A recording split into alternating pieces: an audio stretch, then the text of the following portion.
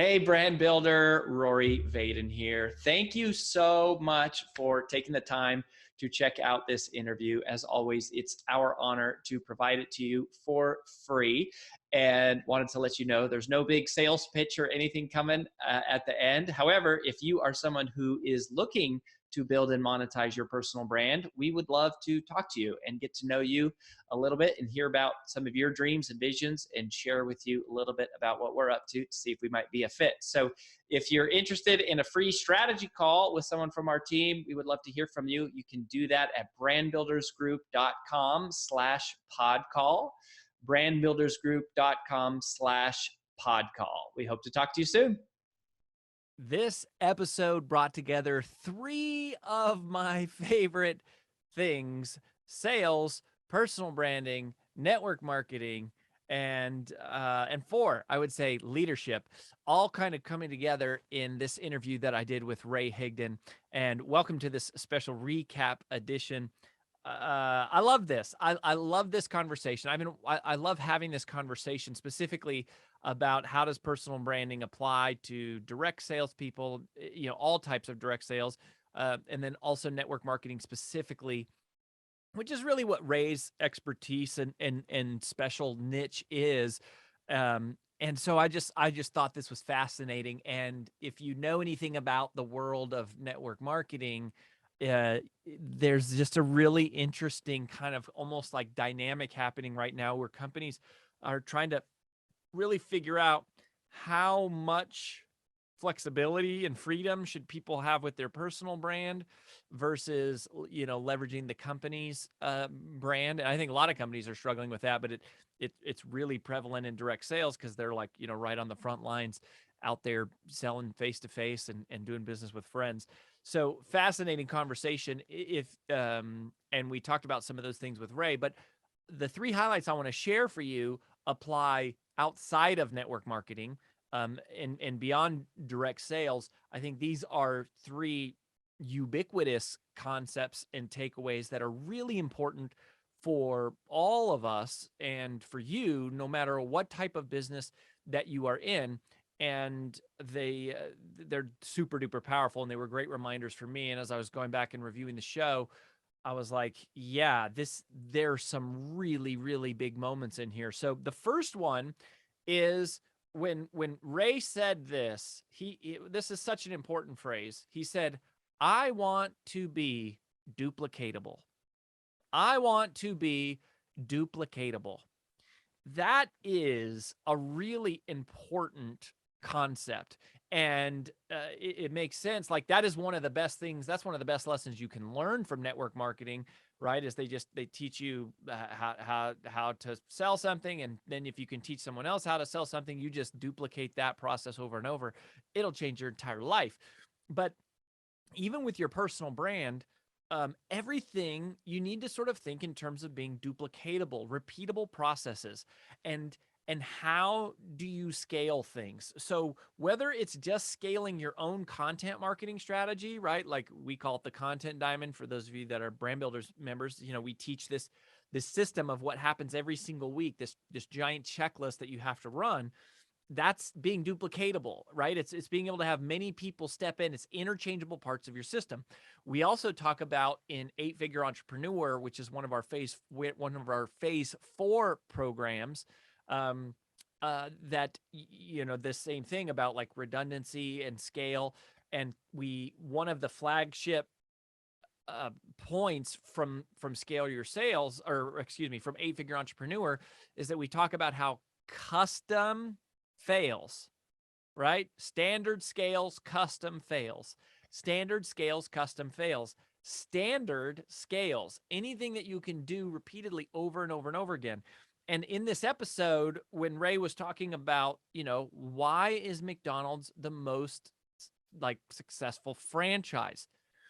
It's because it's designed to be run by the person with the lowest level of skill, right? It's created for the least common denominator. It is the most spelled out. It is the most explicit. It's the most specific. It's like, if you follow this playbook and this process, it will duplicate. And that is how things scale. think about manufacturing lines. We talk about this of going, a manufacturing line works because it's cranking out the same thing over and over again. That is how you scale. So you want to think in terms of being duplicatable, even if you're going to choose not to be duplicatable, right? Like you might say, no, I don't want to be the Honda Accord. I want to be the Rolls Royce, and I want every single thing to be custom and handcrafted. Even if you're going to make that choice, that's something you should do deliberately and intentionally, by way of considering to go, what's the alternative of like, how do I scale? But if you want to be one of those two things, right? You don't want to get stuck in the middle, which is where a lot of people do. And honestly, being duplicatable is going to be really important. Even Rolls-Royce, as great processes and streamlines and checklists, like you can't build a great brand without being duplicatable. You have to be able to do things systematically, repeatedly, on autopilot over and over and over. And it reminds me almost of in my TED talk. And so my How to Multiply Your Time TED talk, my second book, Procrastinating on Purpose, one of the flagship sayings in there is we say automation is to your time exactly what compounding interest is to your money. Automation is to your time what compounding interest is to your money. That's being duplicatable. It is investing in creating a system or a process that can be stamped out on repeat. You should be thinking that way always as an entrepreneur. Like that's how you free yourself up, is you replace yourself with a process. People become interchangeable to some extent, the better your processes are. The second takeaway for me, in parallel, I wanted to highlight for you, was when Ray said, look, if I had big goals, I would have a prospecting number, and then I would have a marketing metric of something that I focused on. And I love this. Like, for example, he said, I'm going to do 1 reel every day, or 3 reels a day, I think is what he said. He's like, if I had big goals, I would be doing 3 reels a day. And there's a couple things I love about this. The high level concept here, though, is focusing on what you can control, reminding yourself that your job is to do the things you can do. And you have to focus on doing the things you can do. Stop worrying about the things you can't do and start focusing on the things that you can do. You have to focus on the controllables. You do the things that are 100% in your power.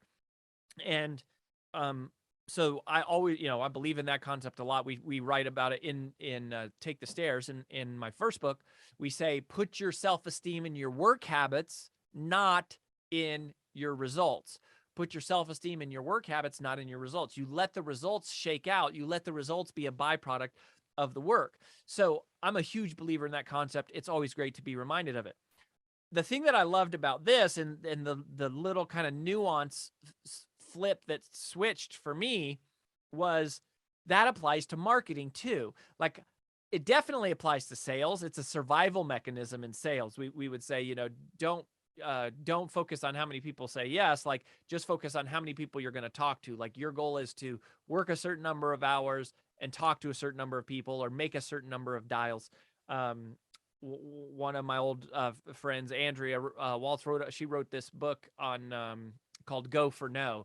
And that was sort of the mentality, was like, just worry about, like, instead of going, ooh, I hope I get 1 yes today, aim for 20 no's. And by aiming for 20 no's, you'll end up with more yeses than if you were just focused on the yeses, right? So it's that kind of idea, which I love it. And you hear it that applies very much for sales.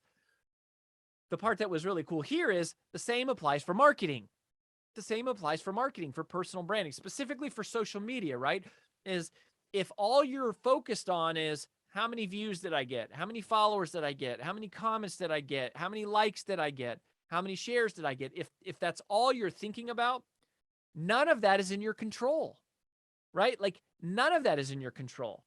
You can influence those things by the quality of the content that you put out, but the better thing to focus on is the quantity, right? Quantity leads to quality. Quantity typically is where things are controllable. So when Ray was saying, I would focus on making 3 reels a day, that's a great metric to focus on. That's a great way to think about it, is to go, what is the volume of output you're going to do every day, not and let the results shake out, knowing that if you put in the work, if you pay the price, if you constantly make good choices, if you continue to do have great work ethic and great character and integrity, and you do the right things over and over and over and over again consistently over the course of time, it's going to shake out. It's the compound effect, that book by Darren Hardy, which is, that good choices compound, and over time it all plays out. Like, you have to remind yourself of that, even with your marketing. Is just like,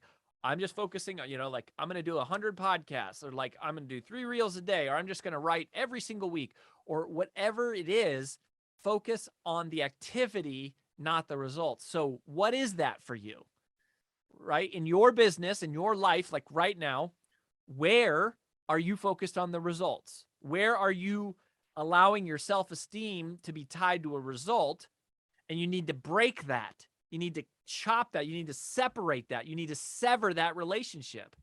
And you need to instead connect your self-esteem to activity, to controllables, to your work ethic, to like the volume of what you're doing, and then just allowing the results to shake out, knowing that they will be there.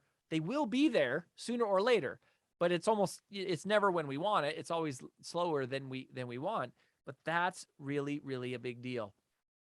And then finally, my third takeaway, this is actually more of something that Ray said that reminded me of a really important concept, which I don't know that we've hit it hard enough on this podcast, right? And on this show, and even with our members, with our Brand Builders members, but this is really important to understand.